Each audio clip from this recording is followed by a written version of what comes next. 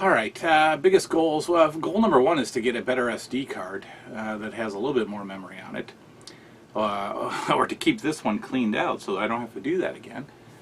Goals, man, oh man.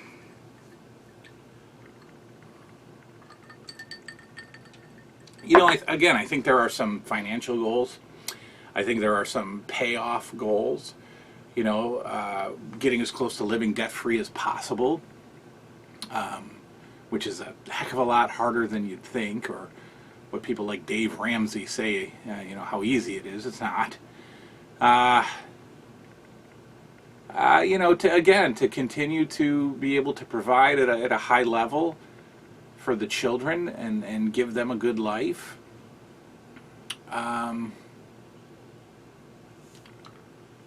Yeah, I mean, goals to continue, you know, to man, I don't know, be a better dad, which will surprise a lot of you that I even say that. I'm not you know, you've seen me with the kids, but I think good fathers are constantly questioning their parenting, you know, and their all the crap that they do wrong, you know. They yell at the kids too much, or they complain too much about something. I think that's a constant work in progress. I think overall, you know, goal would be just getting more healthy mentally, maybe even spiritually, physically. I don't know, whatever. I've been telling myself to go back to the gym for years, but haven't. But you know, getting mentally and spiritually more healthy is a massive goal, because that will be a trickle-down effect into everything else. You know, I think good fathers tell themselves to be a better father for the rest of their lives. So that's on the goal list. Do you ever, this is still Carlos R.C. D'Amatos, he says, do you ever think about leaving the United States? Yes.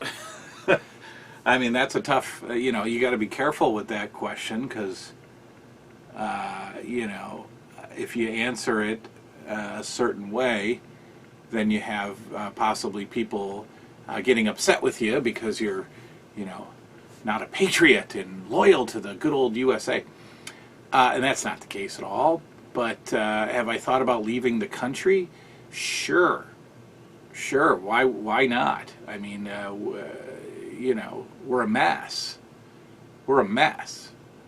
And I don't care what side you know, look, this is the least political channel on YouTube.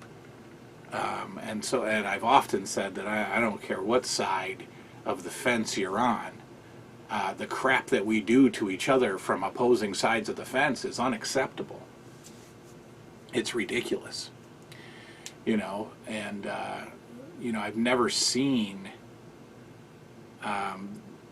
this country in the state of upheaval as it is now, simply based on differing opinions, or, you know, who you voted for, or what, you know, flag you hang outside of your house, or who you choose to, you know, get naked with, or whatever you decide to change your name to, or whatever. I mean, we've never been more angry about what other people do than we ever have been in our lives. You know, and guess what? None of us are right. None of us are right. How can we be right when it's an opinion, right? How can we have two different opinions and that are both spewing garbage, and one of them is absolutely right and one of them is absolutely wrong, but these people believe they're absolutely right, and these people believe they're absolutely right, and these people believe that these people are absolutely wrong, and vice versa? How does that even make sense, right? You know, mathematics has a right and a wrong. 2 + 2 is 4. There's not a lot of debate to that. There's not a lot of opinion. Anything else, that's not science related or math related or logic related is opinion. And that's what, that's what we're fighting over, and that's what we hate each other over, is opinions and political parties and who you think is better for the, presidential seat of the country. It's nonsense. It's garbage, and I hate it. All the divisions, all the divide, all the judgmental, discriminatory racism, and all the other isms that go along with our people is just, wow. I'm probably going to lose some viewers. I'm probably going to get the old thumbs down, which I don't see anymore, by the way. YouTube doesn't show the thumbs down. You got to search really deep to find it in the algorithms. I don't bother. So the thumbs down don't really matter anymore. I'll probably get a lot of those. I'll probably see the old subscriber count go down. But that's okay. I'm not saying anything to... Now, pay attention. What I've said, it doesn't offend anybody, right? I haven't called out anybody specifically. I said we're all wrong. We're just all wrong, right? So would I leave the country and try living somewhere else? Yeah. I don't know if it would work out. I don't know if it would be better than here. We've thought about moving to Canada, but my career would be different, I think, in Canada. I don't know how it works there with my field. Can I be in a private practice? Can I make the same amount of money? Can I get with the insurance companies? Well, guess what? I don't know if there are any insurance companies because of this whole free healthcare thing, right? So I don't know. Move to the UK? Sure. Move to Australia? Why not? Sweden? Sure. But guess what? We're probably not going anywhere. You know why? Because it's impossible to immigrate to other countries. My guess is because they don't want us, but that's all right. And if you leave the channel because of all that I just said, then fine with me. Final question. See, I told you we could answer anything here. Talk about anything. Carlos says, have you thought about what you're going to do to your collection when you're older? I haven't. I have not. I could, I don't know. I could see myself selling parts of the collection later in life. And look, I'm talking, I'm 46 now, so 30 years from now. 30 years from now, I could see myself possibly selling off the Atari. Right, or the the board games that are in the back room, the sump pump room there. Look, if somebody wanted the board games and just came in and said, I'll take every single one, and here's $500, because board games are nothing. Like my Fireball Island, nobody's getting that. I'm sorry, but the win, lose, or draw board game that you see at Goodwill every day. All those little games. Like, take them, come get them.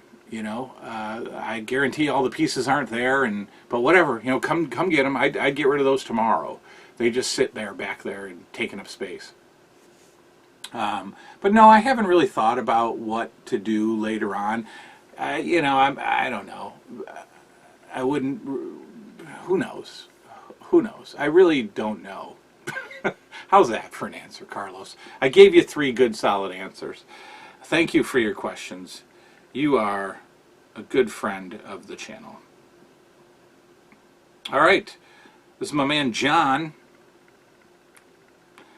John says, John's got a couple questions. Oh, no, this is my man Barry. I looked at the email. It just says John. Sorry, I didn't read down and see it's my man Barry. Or as you know him as Bale from the channel. B-A-L. You see Bale in the comments all the time.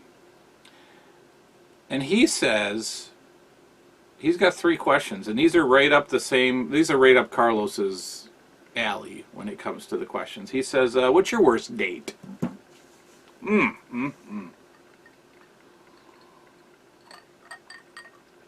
Worst date. I'm trying to think if I had any like one and dones. Like, I never want to see you again, you're gross kind of deal. Like a blind date kind of thing.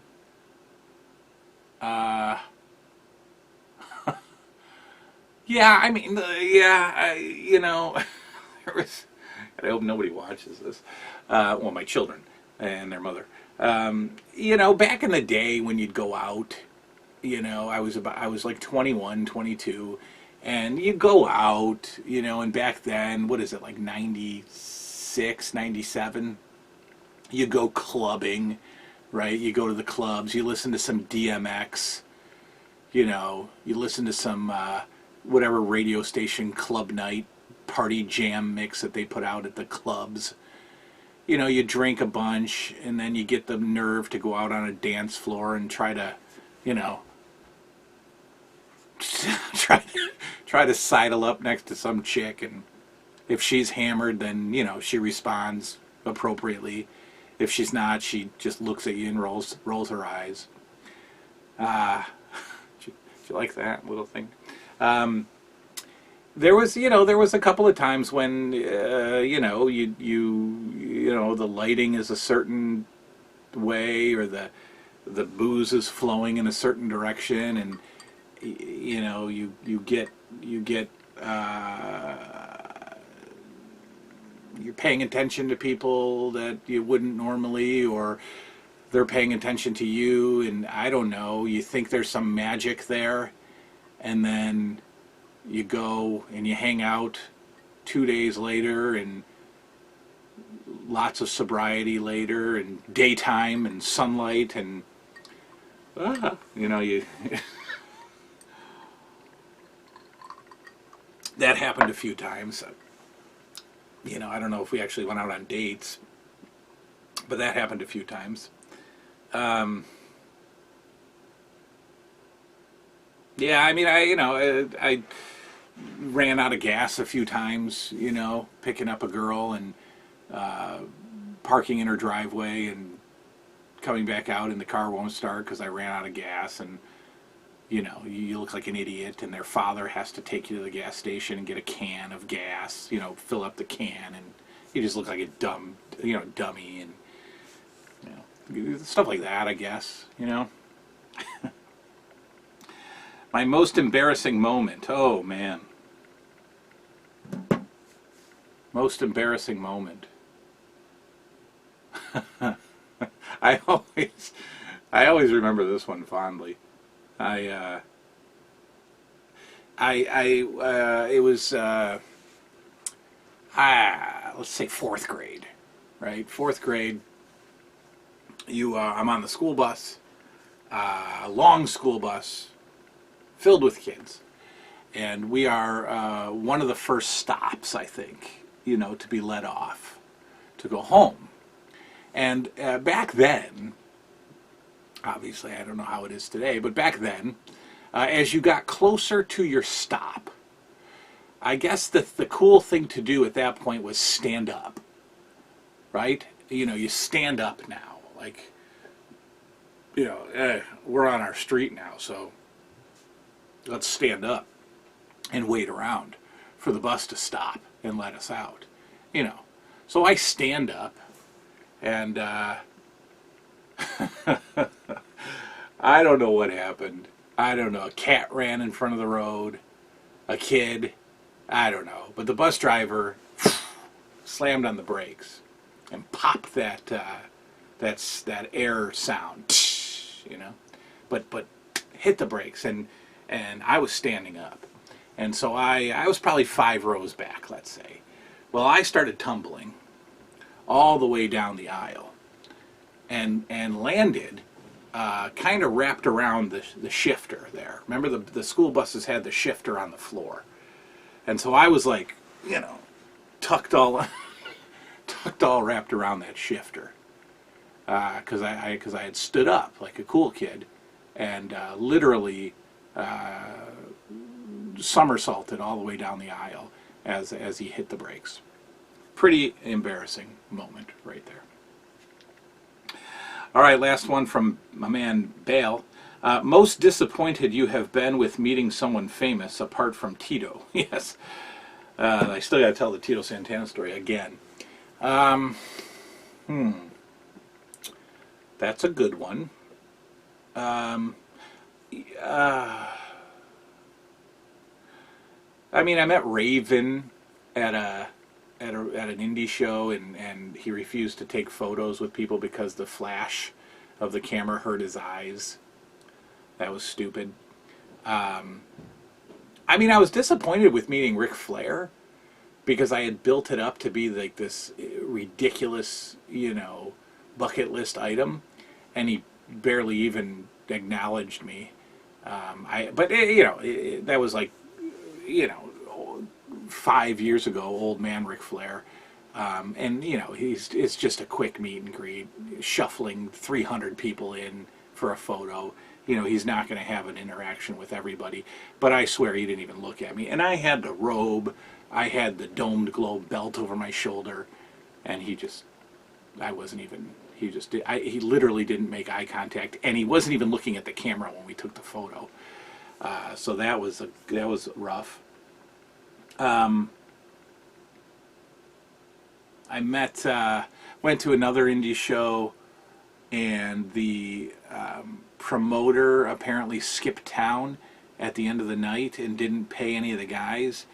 And Tony Atlas was there, and I foolishly, and this is a long time ago, I mean, it was, again, very young, 23, 24 years old, foolishly went up to Tony Atlas after the show to try to, meet him, and he was outraged, he was furious, and he basically just yelled at me to get away from him because, he hadn't gotten paid for the night. That's not, his fault, I guess, that he was mean. But that's it. I don't have any horrible celebrity meet and greet stories where they're just awful people. Tito was, I don't know, Tito was weird. I don't know. Maybe I'll end the overly dramatic, depressing Power Hour with that story again. Tito, I went to a show in Pennsylvania, like a Legend show, with a friend of mine who was also like an indie manager kind of guy. And so he knew some of he knew Abyss, and he knew some of the guys that were at that show. And so the promoter, and it was IWC in Pennsylvania. So Norm Connors was the promoter, and he knew my friend, and he asked, "Hey, you guys want to work like the autograph tables with some of the guys?" And I was like starstruck. My friend, who was the indie guy, wasn't starstruck, but I was. So he got put with Greg Valentine. I got put with Tito Santana. And so the job is, you take the money. You don't set the prices for the stuff. But you tell the people in line how much the autograph is, how much the photo is, and you're kind of like the heavy, right? So.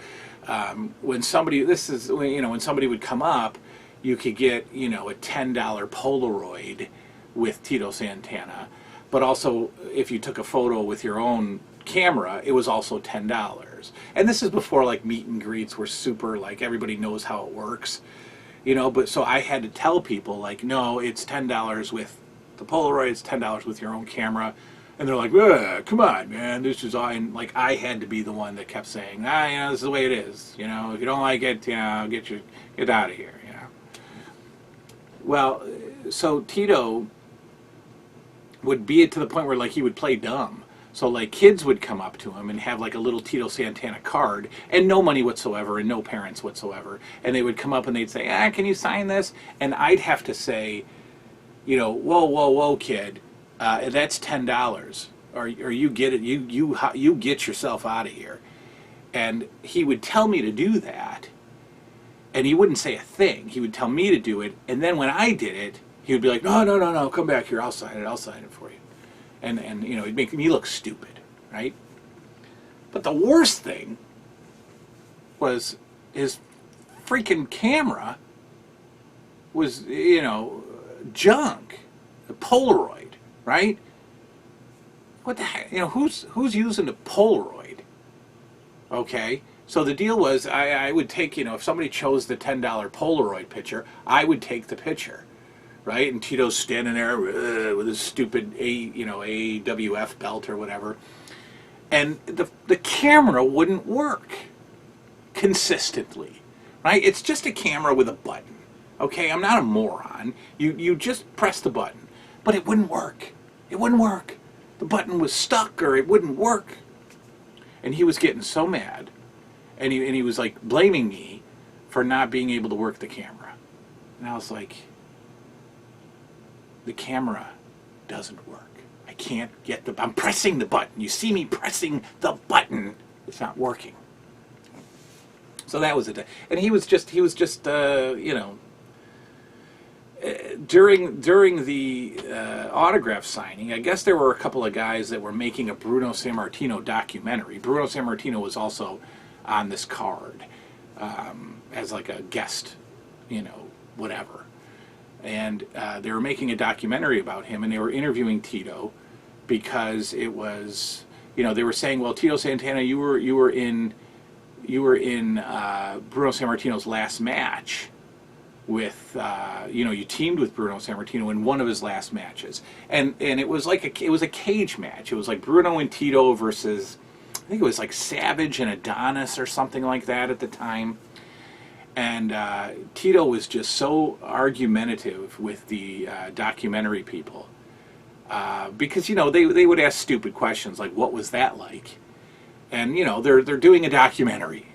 Give you're a wrestler, you're an actor, give an answer, right? Give a stupid answer, make something up if you have to, tell a stupid story. But he would say, I don't know how. What do you think it was like? It was fine. That's what it was like. Yeah. Okay. Thank you, Tito Santana. So yeah, that was awful, and it changes the opinion on a guy like forever. Like I don't even watch. When I watch wrestling now, I watch Tito, and I'm like, I really want to like him because he's from the childhood. But I met him and he was a jerk. And I got for that night. Typically you get tipped out, I hear is the going deal there. You get tipped out by the guy. And a lot of these wrestlers aren't giving up any money. So Tito gave me 2 free autographs. He signed my blue LJN and my Strikeforce Tito LJN. That's what he tipped me out. He gave me his signature. Anyway, that's that. That's the Tito Santana story. Okay, that's it. That's the Power Hour. Very, very interesting Power Hour tonight. Very different questions. Very different atmosphere. I like it. I like doing it like this. Give you the honesty. We're not always talking about toys. Tons of questions left. I didn't even scratch the surface, so we'll do more episodes. If you want questions, send them in. Check out the 2 dudes that I talked about earlier with their video questions. Turn It Up Tuesdays and the Collectors Entertainment Network. Go check them out. And that's it. That's the Power Hour. Now I'll watch the subscriber count manipulated by my thoughts. Good night now.